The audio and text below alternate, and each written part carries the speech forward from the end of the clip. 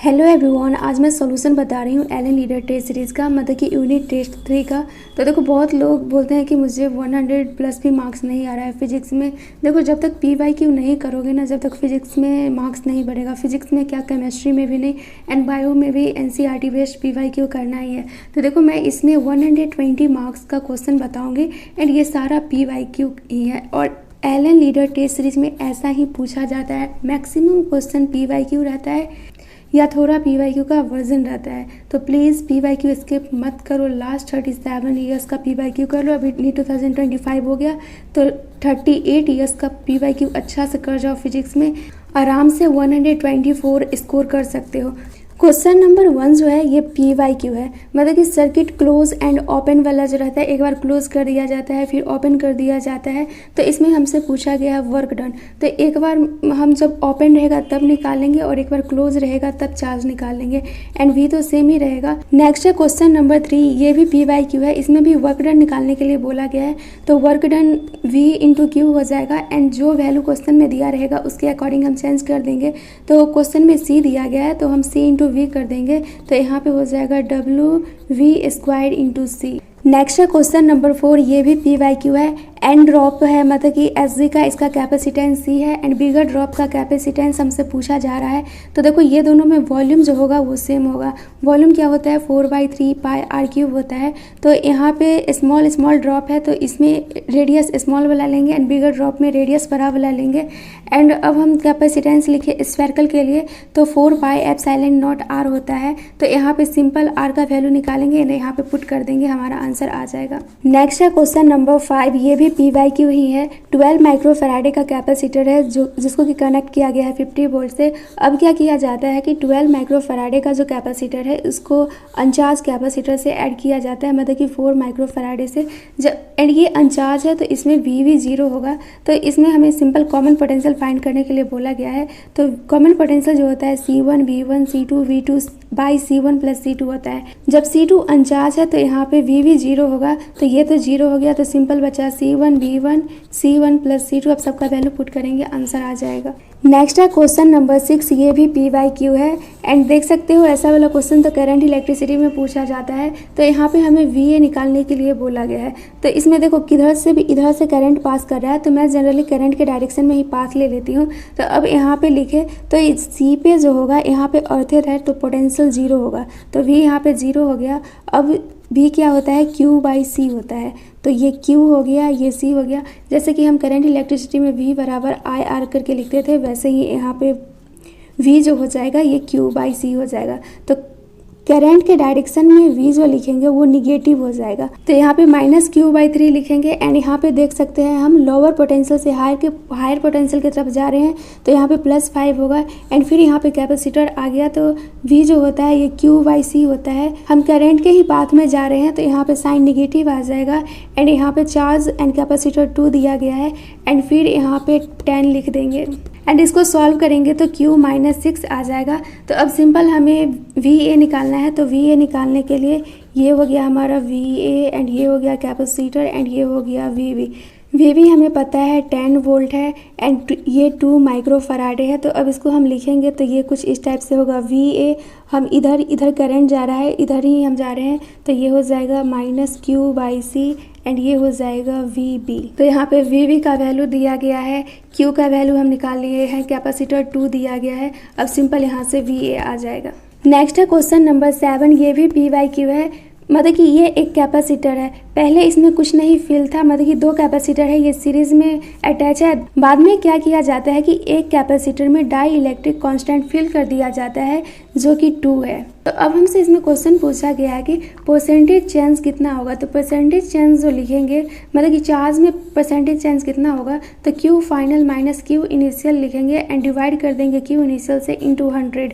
तो पहले इनिशियल में निकाल लेते हैं कि कैपेसिटर कितना होगा। तो इनिशियल में कुछ भी नहीं, कुछ भी फिलेट नहीं है, तो ये जो रेसिस्टेंस में सीरीज रहता है एंड यहाँ पे पैरेलल रहता है, तो सेम वाला में हम क्या करते हैं, C/N करते हैं। तो यहाँ पे 2 माइक्रोफैराडे है, 2 है, एंड कितना है 1 2, तो 2 से डिवाइड करेंगे तो यहाँ पे 1 माइक्रोफैराडे आ जाएगा। तो यहाँ से C इक्विवेलेंट निकल गया। अब यहाँ से चार्ज निकालेंगे, तो charge initial c into V हो जाएगा। c हम यहाँ से 1 निकाल लिए हैं एंड v 10 दिया गया है। एंड फिर जब इसमें k डाल दिया जाएगा तो k डालने से कैपेसिटेंस बढ़ जाता है। तो यहाँ पे जो 2 माइक्रोफैराड था 2 में और 2 ऐड हो जाएगा तो ये 4 हो गया एंड ये 2 माइक्रोफैराड हो गया। तो पैरेलल में हम कैसे इसको ऐड करते हैं, मतलब कि रेसिस्टेंस में ये सीरीज जाता है एंड कैपेसिटर में ये पैरेलल रहता है। तो 4 इंटू 2 4 प्लस 2 करके ऐसे करके कर देंगे। अब जितना वैल्यू आएगा यहाँ से Q फाइनल निकाल लेंगे c इंटू वी। सी जो वैल्यू यहाँ से आएगा यहाँ पे पुट कर देंगे एंड v दिया गया है। अब सिंपल इसमें सारा वैल्यू रखेंगे, आंसर आ जाएगा। नेक्स्ट है क्वेश्चन नंबर 9। ये सिंपल PYQ है, थ्योरी टाइप में पूछा गया है, कैपेसिटर से क्वेश्चन है। नेक्स्ट है क्वेश्चन नंबर 10। ये भी PYQ है। ये सब जो है शॉर्टकट नहीं है बल्कि डेरिवेशन से जो उसका डिराइव करके उससे निकाला गया है। तो देखो यहाँ पे जो सिंपल याद रखना है A बराबर G tan थीटा, मतलब कि यहाँ पे एक ब्लॉक रखा है, ये ब्लॉक गिरे नहीं, उसके लिए एक्सेलरेशन होना चाहिए A बराबर G tan थीटा। फिर उसमें हमें नॉर्मल फाइंड करना रहता है तो n cos थीटा बराबर mg होता है। इससे हम आसानी से निकाल लेंगे, यहाँ से थीटा निकल जाएगा एंड यहाँ से n फाइंड कर लेंगे। नेक्स्ट है क्वेश्चन नंबर 11। ये भी PYQ है। इसमें तो सिंपल फ्री बॉडी डायग्राम बनाना आना चाहिए। जैसे कि देखो ये ब्लॉक है, ये नीचे की ओर आ रहा है तो मतलब कि इस पर जो फोर्स लगेगा एक नीचे की तरफ लगेगा mg sin थीटा एंड इसको अपोज करने के लिए फ्रिक्शन फोर्स लगेगा इसके अपोजिट में। तो इधर फ्रिक्शन फोर्स लगेगा, नीचे mg लगता है एंड फिर mg cos थीटा लगता है एंड ये नॉर्मल लगता है। ये तो फ्री बॉडी डायग्राम रट्टा मारा हुआ रहना चाहिए। तो अब सिंपल देखो mg sin थीटा नीचे की तरफ है एंड ये अपोजिट है दोनों, तो माइनस फ्रिक्शन करेंगे, मास इंटू एक्सेलरेशन कर देंगे एंड f जो होता है ये म्यू इंटू एन होता है, मतलब कि friction force mu into N होता है। अगर फ्रिक्शनल फोर्स ज़्यादा होता है F से तो डी एक्सेलरेशन होगा एंड लास्ट में बॉडी रुक जाएगा। नेक्स्ट है क्वेश्चन नंबर 12। ये भी PYQ है। ये वाल है एंड ये कोई ब्लॉक है, इसको होल्ड करके रखा गया है 15 न्यूटन से एंड ये दोनों के बीच में, वाल एंड ब्लॉक के बीच में जो म्यू है ये 0.6 है। तो ये PYQ है। इसमें दो ही कंडीशन पूछा जाता है कि कौन सा कंडीशन में ये गिर जाएगा एंड कौन सा कंडीशन में ये रुक जाएगा। नेक्स्ट है क्वेश्चन नंबर 13। ये भी PYQ ही है। देखो यहाँ पे कोई आदमी जो है इसके अंदर है एंड ये जो पुल्ली को है, ये जो मतलब कि रोप है इसको खींच रहा है यहाँ से। तो इसको हम सिंपल फ्री बॉडी डायग्राम बना लेंगे। पहले मैन को यहाँ से निकाल लेते हैं एंड इसका FVD बनाते हैं। तो देखो इसके नीचे mg लगेगा, ऊपर टेंशन लगेगा एंड ये जो है इसके ऊपर नॉर्मल लगाएगा, तो इसके ऊपर नॉर्मल लग रहा है तो ये इक्विलिब्रियम पे है। तो यहाँ पे n + t बराबर mg हो जाएगा। तो ये इक्वेशन फर्स्ट हो गया। अब हम इसके लिए बनाए, मतलब कि ये बॉक्स के लिए बनाए तो इसका FVD होगा, इस पर मैन कुछ लगाएगा नॉर्मल नीचे, तो ये नॉर्मल हो गया एंड फिर इसका वेट लगेगा तो ये हो गया mg एंड ऊपर टेंशन लगेगा। तो ये बॉडी इक्विलिब्रियम में है तो n + mg बराबर t होगा। जब ये दोनों इक्वेशन हमारे पास है तो यहाँ से t आ जाएगा। नेक्स्ट है क्वेश्चन नंबर 14। ये भी PYQ है। ये x और t का ग्राफ है। तो हमें पता है f बराबर जो होता है ये dp/dt होता है। तो dp को ही, मतलब कि हम मोमेंटम को ही इम्पल्स बोलते हैं। तो मोमेंटम क्या होता है, मास इंटू वेलोसिटी होता है। तो यहाँ पे वही हमें लिखना है mv final minus initial and delta p = I ही होता है, मतलब कि इम्पल्स ही होता है। नेक्स्ट है क्वेश्चन नंबर 16। ये भी PYQ है।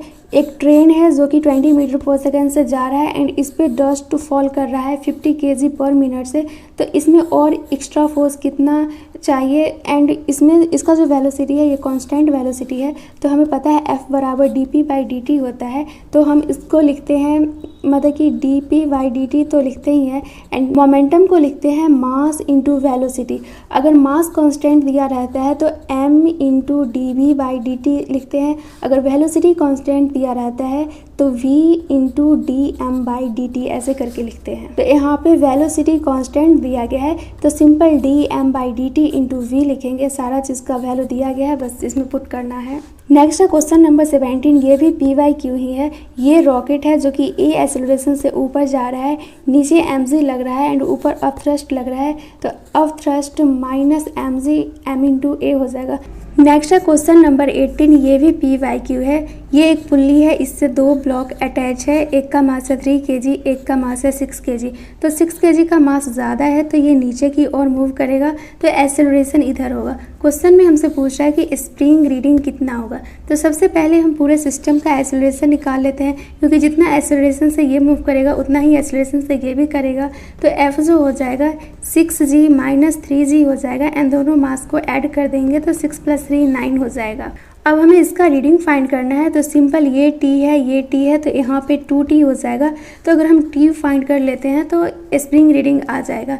तो सिंपल है, हम इससे निकालें या इससे निकालें। तो हम 6 kg को लेंगे, तो इधर नीचे की ओर एक्सेलरेशन है तो मास लेंगे, तो ये हो जाएगा mg, नीचे mg लगेगा, एंड ऊपर टेंशन है तो -T मास इंटू एक्सेलरेशन। तो यहाँ से T निकाल लेंगे एंड T आ जाएगा। तो हमें पता है ये जो होगा ये 2T होगा, तो ये T को इसमें पुट कर देंगे, हमारा आंसर आ जाएगा। नेक्स्ट है क्वेश्चन नंबर 19। ये भी PYQ है। इसमें फोर्स निकालने के लिए बोला गया है।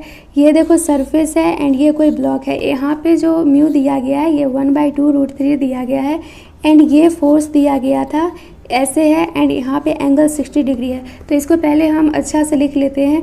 तो इधर मतलब कि जिस डायरेक्शन में दिया गया है एरो हम उधर ही बनाएंगे। अगर ये 60 डिग्री है तो ये भी 60 डिग्री ही होगा। अब इसको लिखेंगे तो ये हो जाएगा F cos थीटा, एंड ये हो जाएगा F sin थीटा। तो अब इसका हम FVD बनाते हैं। तो देखो ये ब्लॉक है जिसका कि मास है √3 kg, तो नीचे फोर्स लगेगा mg, एंड ये एक F sin थीटा इधर लगेगा, एंड ऊपर लगेगा नॉर्मल, एंड यहाँ पे देख सकते हैं F cos थीटा इस साइड है तो इधर F cos थीटा लिखेंगे, एंड फोर्स को अपोज करता है फ्रिक्शन, तो फ्रिक्शन इधर लगेगा। सारा फोर्स इस पे हम लिख दिए हैं। अब सिंपल जो पूछेगा वो आसानी से हम निकाल सकते हैं। नेक्स्ट है क्वेश्चन नंबर 20। ये भी PYQ है। ये एक बैलून है जिसका कि मास m है, एंड ये नीचे की ओर आ रहा है। तो हमसे बोला जा रहा है कि इसमें से कितना मास रिमूव कर दे जो ये बैलून ऊपर की ओर मूव करने लगे। नेक्स्ट है क्वेश्चन नंबर 21। ये भी PYQ ही है। PYQ देखो, तो इसमें ये एक स्प्रिंग है जिसका कि हमें रीडिंग फाइंड करना है। तो इसमें हम सिंपल पहले पूरे सिस्टम का एक्सेलरेशन निकाल लेते हैं। ये 6 kg दिया गया है, ये 4 kg दिया गया है, इधर 10 न्यूटन फोर्स लग रहा है, इधर 20 न्यूटन फोर्स लग रहा है। तो ये निकालने के लिए 20 - 10 कर देंगे, एंड दोनों मास को ऐड कर देंगे, तो ये 6 + 4 आ गया। एंड हमें इसमें रीडिंग फाइंड करना है। तो इधर 20 न्यूटन लग रहा है, तो इधर कुछ F' लग रहा होगा, तो 20 - F' करेंगे एंड मास इंटू एक्सेलरेशन करेंगे, तो यहाँ से आसानी से F' आ जाएगा। नेक्स्ट है क्वेश्चन नंबर 22। ये PYQ वर्जन है, मतलब कि ये क्वेश्चन तो क्लास में 100% करवाया ही जाता है, चाहे कोई भी टीचर करवाए। तो ये 14 न्यूटन का मास है, ये इधर की ओर आ रहा है, एंड यहाँ पे देख सकते हैं ये एक पुल्ली है, ये एक पुल्ली है, एंड एक ये पुल्ली है। तो हमें ये जो केबल है इसमें टेंशन फाइंड करने के लिए बोला गया है। तो देखो इसमें T होगा एंड तो इसमें भी T होगा, क्योंकि दोनों एक से ही अटैच है। एंड फिर इसमें T1 है तो इसमें भी T1 होगा, एंड इसमें T2 है तो इसमें भी T2 होगा, एंड ये हो जाएगा अलग। तो देखो अगर हम T1 लिखेंगे तो ये 2T हो जाएगा, एंड T2 लिखेंगे तो ये हो जाएगा 2T1। तो T1 के जगह पे हम ये 2T लिख सकते हैं। फिर अगर हम T3 लिखें तो T3 के जगह पे हम 2T2 लिख सकते हैं, एंड ये 2T के जगह पे ये 2T पुट करेंगे तो यहाँ पे 4T आ जाएगा। एंड अब हम क्या करते हैं कि पूरा सिंपल इसका FVD बनाते हैं।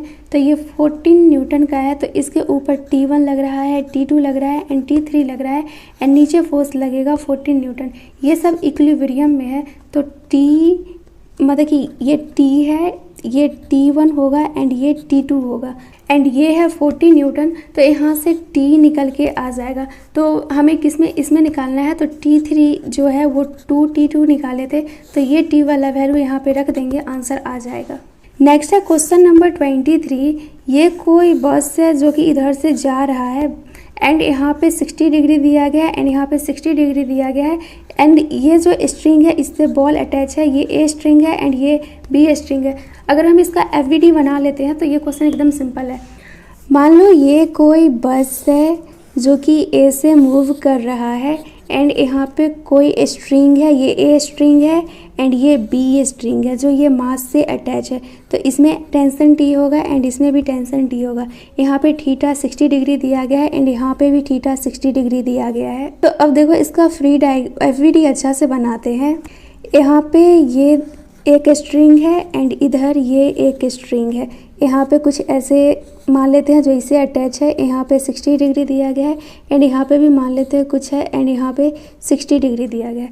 ये इधर है एंड ये इधर है, तो थीटा जितना यहाँ पे है उतना यहाँ पे भी होगा। ये 60 डिग्री हो गया एंड इधर टेंशन लगता है तो इधर टी कॉस 60 डिग्री हो जाएगा एंड इधर टी साइन 60 डिग्री हो जाएगा। एंड फिर वैसे ही यहाँ पे भी करेंगे तो यहाँ पे थीटा 60 डिग्री है तो यहाँ पे भी थीटा 60 डिग्री हो जाएगा एंड ये टेंशन टी है तो ये हो जाएगा टी कॉस 60 एंड ये हो जाएगा टी साइन 60। नीचे लगेगा mg एंड ये देखो इसमें जीरो फोर्स लगाएंगे। अगर एक्सेलरेशन इधर है तो यहाँ पे मास इंटू एक्सेलरेशन इधर लगाएंगे। अब इसमें जो हमसे पूछ रहा है वो आसानी से निकाल देंगे, बस इसमें FBD हमें बनाने के लिए आना चाहिए। नेक्स्ट है क्वेश्चन नंबर 24। ये भी PYQ है। SHM में तो ऐसा क्वेश्चन हम बनाते रहते हैं। ये ब्लॉक है, ये इधर कुछ x डिस्टेंस मूव किया गया है एंड ये है स्प्रिंग, तो इसका K1 दिया गया है एंड इसका K2 दिया गया है। तो इसमें सिंपल हमें से फोर्स पूछा गया है तो इस KX सिंपल होगा क्योंकि F बराबर होता है -KX। अगर यही पैरेलल में रहता तो फोर्स डिफरेंट हो जाता है दोनों। नेक्स्ट है क्वेश्चन नंबर 25। एक मैन है जो कि क्लाइंब कर रहा है रूप पे, रिलेटिव टू द रूप है, मतलब कि इसका जो एक्सेलरेशन दिया गया है 5g/4 मीटर पर सेकेंड स्क्वायर दिया गया है एंड इसमें हमें टेंशन फाइंड करने के लिए बोला गया है।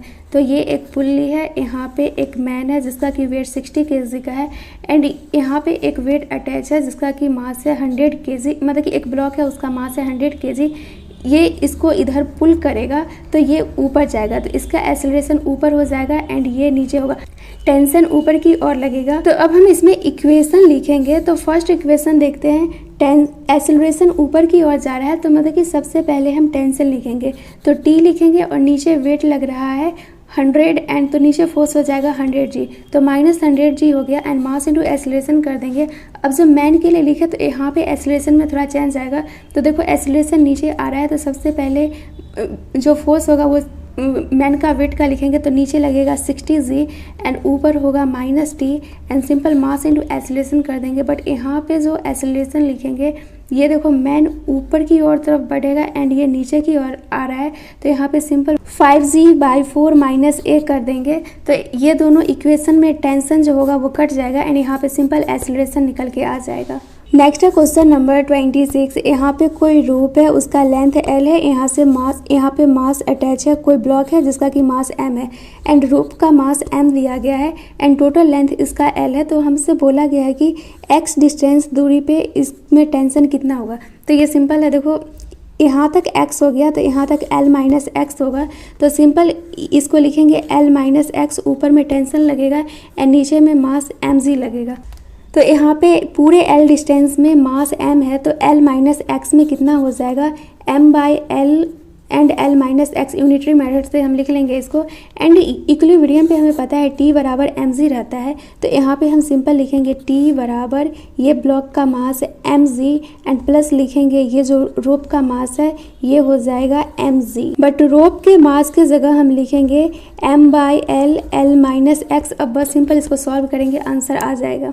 नेक्स्ट है क्वेश्चन नंबर 28। ये भी PYQ ही है। इसमें सिंपल हमसे न्यूटन थर्ड लॉ के बारे में पूछा गया है, ये तो थ्योरी वगैरह में भी पढ़ाया ही जाता है। नेक्स्ट है क्वेश्चन नंबर 29। ये कोई इंक्लाइंड प्लेन है, यहाँ पे 30 डिग्री दिया गया है, यहाँ पे दो ब्लॉक दोनों पास पास रखा गया है। इसका मास 2 kg है, जिसका मास 4 kg है एंड इधर फोर्स लग रहा है। तो सबसे पहले इसमें हमें पूरा सिस्टम का एक्सेलरेशन निकालना है क्योंकि हमें क्वेश्चन में पूछा गया फोर्स एंड नॉर्मल कितना होगा। तो एक्सेलरेशन निकालने के लिए सिंपल हम करेंगे, इधर F लग रहा है, इधर F लगेगा तो इधर mg sin थीटा लगेगा। तो F - mg sin थीटा कर देंगे एंड मास इंटू एक्सेलरेशन हम पूरा सिस्टम के लिए ले रहे हैं तो मास में हम दोनों को ऐड करेंगे तो यहाँ से एक्सेलरेशन निकल जाएगा। जितना एक्सेलरेशन से ये मूव करेगा उतना एक्सेलरेशन से ये भी मूव करेगा।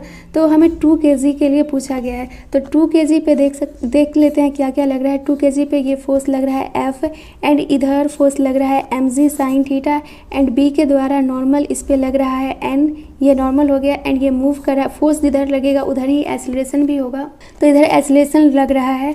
तो अब हम इसका इक्वेशन लिखेंगे तो ये हो जाएगा F minus M G sine theta and एक n भी लग रहा है तो प्लस n कर देंगे एंड मास इंटू एक्सीलरेशन लिखेंगे। मास यहाँ पे 2 लिए हैं तो 2 इंटू a लिखेंगे। अब सिंपल इसको सॉल्व करेंगे, हमारा आंसर आ जाएगा। नेक्स्ट है क्वेश्चन नंबर 30, ये भी PYQ ही है। यहाँ पे ये ब्लॉक दिया गया है, ये 3 kg का है एंड ब्लॉक एंड वॉल के बीच में जो म्यू दिया गया है ये 1/4 दिया गया है। तो यहाँ पे हमसे पूछ रहा है कि इसमें फ्रिक्शन कितना लगेगा। ये क्वेश्चन को सॉल्व करना तो ये एरो ध्यान रखना, यहाँ पे एरो इधर से दिया गया, मतलब कि ऐसे करके फोर्स लगाया गया, तो हमको पहले इसको वेक्टर के फॉर्म में करना रहता है। ये देखो ये 30 डिग्री है तो इधर ये भी 30 डिग्री हो जाएगा, तो इधर फोर्स जिस डायरेक्शन में ये एरो दिया गया है उसी डायरेक्शन में हम ये भी बनाएंगे। तो ये हो गया, तो ये हो जाएगा F cos थीटा एंड ये हो जाएगा F sin थीटा। तो सिंपल हम अब इसका FVD बनाते हैं। ऊपर है F sin थीटा एंड नीचे mg लगेगा तो ऊपर फ्रिक्शन लगेगा, तो ऊपर फ्रिक्शन लगेगा एंड इधर नॉर्मल लगेगा वॉल के द्वारा एंड इधर F cos थीटा जो लग रहा है एंड नीचे mg। अब इसमें से जो हमें निकालने के लिए बोलेगा हम आराम से निकाल देंगे। नेक्स्ट है क्वेश्चन नंबर 33, ये भी PYQ है। ये C1 कैपेसिटर है एंड ये C2 कैपेसिटर है। तो इसमें हमसे पूछ रहा है कि V कितना होगा। तो देखो C1 दिया गया है 1 माइक्रोफैराडे एंड वोल्ट दिया गया है 6 एंड यहाँ पे C2 दिया गया है 3 माइक्रोफैराडे एंड वोल्ट दिया गया है 4। तो अगर हमें इसमें V निकालना है तो ये दोनों देख सकते हैं सीरीज़ में है, तो V सिंपली निकाल देंगे V1 प्लस V2 से। तो V1 होता है Q1 बाई C1 और V2 होता है Q2 बाई C2। तो हमें Q1 एंड Q2 निकालना है। तो यहाँ पे से अगर हम Q1 निकालें तो Q जो होता है ये C इंटू V होता है, तो C भी दिया गया है V भी दिया गया है, तो यहाँ से Q2 निकल जाएगा एंड इधर C दिया गया है एंड V दिया गया है, तो इधर से Q1 निकल जाएगा। बट यहाँ पे Q1 आ रहा है 6 इंटू 10 पे पावर माइनस 3 एंड यहाँ पे Q2 आ रहा है 8 इंटू 10 पे पावर माइनस 3। तो देखो ये ज़्यादा हो गया, तो जो सबसे कम चार्ज रहेगा उसी को हम लेंगे। तो अब यहाँ पे जो सबसे कम चार्ज है 6 है, तो हम दोनों में 6 लेंगे, 6 इंटू 10 पे पावर माइनस 3 एंड इसमें भी 6 इंटू 10 पे पावर माइनस 3 लेंगे एंड सबका कैपेसिटर यहाँ पे लिख देंगे, ये 1 है एंड ये 3 है। सॉल्व करेंगे आंसर आ जाएगा। नेक्स्ट है क्वेश्चन नंबर 34, ये भी PYQ है। ये 2 पैरेलल कैपेसिटर है एंड इसके बीच का डिस्टेंस D है एंड ये प्लस सिग्मा है एंड ये माइनस सिग्मा है। तो हमसे इसमें पूछा जा रहा है कि एनर्जी स्टोर कितना होगा क्यूब के अंदर। तो देखो एनर्जी डेंसिटी जो होता है ये होता है एनर्जी बाय वॉल्यूम। अब हमें एनर्जी फाइंड करना है तो एनर्जी डेंसिटी इंटू वॉल्यूम हो जाएगा एंड एनर्जी डेंसिटी जो होता है ये half epsilon not E square होता है एंड वॉल्यूम क्यूब के लिए A क्यूब हो जाएगा एंड E जो होता है ये सिग्मा बाय एप्सिलॉन नॉट होता है। तो इसको हम इसमें पुट कर देंगे, हमारा आंसर आ जाएगा। नेक्स्ट है क्वेश्चन नंबर 35, ये भी है PYQ। यहाँ पे 2 थिन कंडक्टिंग सेल दिया गया है एंड यहाँ पे इनर वाला सेल को देख सकते हैं मतलब कि अर्थिंग कर दिया गया है, तो यहाँ पे पोटेंशियल 0 हो जाएगा। तो यहीं पे हमसे पूछ रहा है कि यहाँ पे चार्ज कितना होगा। तो देखो चार्ज निकालने के लिए सिंपल सा फंडा है, यहाँ पे तो पोटेंशियल 0 हो जाएगा। तो अब इसके लिए अगर हम V लिखते हैं तो ये हो जाएगा KQ बाय R एंड फिर ये Q के लिए लिखेंगे तो ये हो जाएगा KQ बाय 3R, मतलब कि यहाँ से लेकर डिस्टेंस 3R हो गया। तो ये सिंपल 0 हो जाएगा, ये दोनों को बराबर कर देंगे, हमारा आंसर आ जाएगा। नेक्स्ट है क्वेश्चन नंबर 44, ये भी PYQ है। ये एक पैरेलल कैपेसिटर है एंड ये दोनों के बीच में डिस्टेंस दी है एंड इसका कैपेसिटेंस दिया गया है 9 पिकोफैराडे एंड फिर बाद में किया जाता है कि इसमें 2 डाई इलेक्ट्रिक कॉन्स्टेंट फिल कर दिया जाता है, एक है 3 एंड एक है 6 एंड फिर ये दोनों के बीच में जो डिस्टेंस होता है D/3 होता है 3 वाला में एंड 6 वाला में होता है 2D/3। तो अब हमें इसका C इक्विवेलेंट फाइंड करना है। तो देखो इसका जो C है ये 9 पिकोफैराडे दिया गया है एंड C को कैसे लिखते हैं एप्सिलॉन नॉट A/D। तो इसको हम सिंपल R मान लेते हैं, लेट कर लो ये R है। तो अब इसको अब सॉल्व करने में क्वेश्चन आसानी होगा। तो C जो होता है ये एप्सिलॉन नॉट A/D होता है, तो यहाँ पे D दिया गया है D/3 एंड यहाँ पे D जो दिया गया है ये 2D/3 दिया गया है। तो देखो एप्सिलॉन नॉट A/D जो है इसको हम माने हैं R, इसमें भी एप्सिलॉन नॉट A/D जो है इसको हम मान ली है R।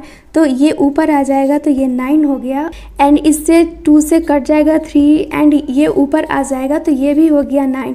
तो मतलब कि ये दोनों 9R हो गया। अब हम C इक्विवेलेंट आसानी से निकाल लेंगे। नेक्स्ट है क्वेश्चन नंबर 45, ये भी PYQ है एंड क्लास नोट्स में भी ये कराया जाता है। तो हमसे पूछा गया है कि C1 कैपेसिटर पे चार्ज कितना कितना होगा। ये 2 माइक्रोफराडे है, ये 2 माइक्रोफराडे है, ये मतलब कि इसको अर्थिंग किया गया है तो यहाँ पे पोटेंशियल 0 हो जाएगा।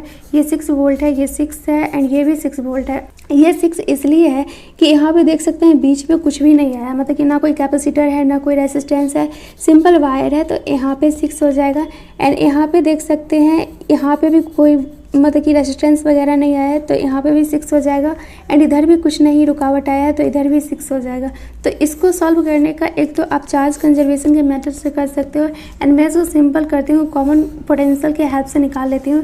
देखो ये 6 वोल्ट है तो यहाँ पे 6 वोल्ट लिखिए, यहाँ पे 2 माइक्रोफराडे है तो 2 माइक्रोफराडे लिखिए, एंड ये बीच वाला जंक्शन पॉइंट हुआ इसको एक्स लिखिए।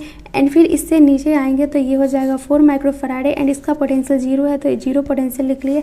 एंड फिर आएंगे तो इधर है 2 माइक्रोफराडे एंड यहाँ पे 6 वोल्ट है। तो यहाँ पे हम कॉमन पोटेंशियल निकालते हैं तो simple C1 V1 C2 V2 C3 V3 C1 plus C2 plus C3 करेंगे। तो यहाँ पे तो सारा कैपेसिटर को ऐड कर देंगे, 2 2 प्लस 4 8 हो जाएगा। एंड यहाँ पे C1 दिया है 2 एंड V1 दिया गया है 6, यहाँ पे C2 दिया गया है 2 एंड V2 दिया गया है 6, एंड यहाँ पे C3 दिया गया है 4 एंड V दिया गया है 0। अब सिंपल कॉमन पोटेंशियल निकल जाएगा। तो मान लो यहाँ पे सॉल्व करने के बाद 5 आया है। जब ये 5 आया है तो मतलब कि ये वाला वैल्यू हमें निकल गया, मतलब कि ये वाला वैल्यू आ गया 5, तो हमें C1 पे चार्ज निकालना है। तो Q जो होता है ये C इंटू V होता है, तो C हो जाएगा 2 माइक्रोफराडे एंड V कितना होगा, ये 6 है एंड ये 5 है तो 6 में से -5 कर देंगे तो हमारा आंसर आ जाएगा।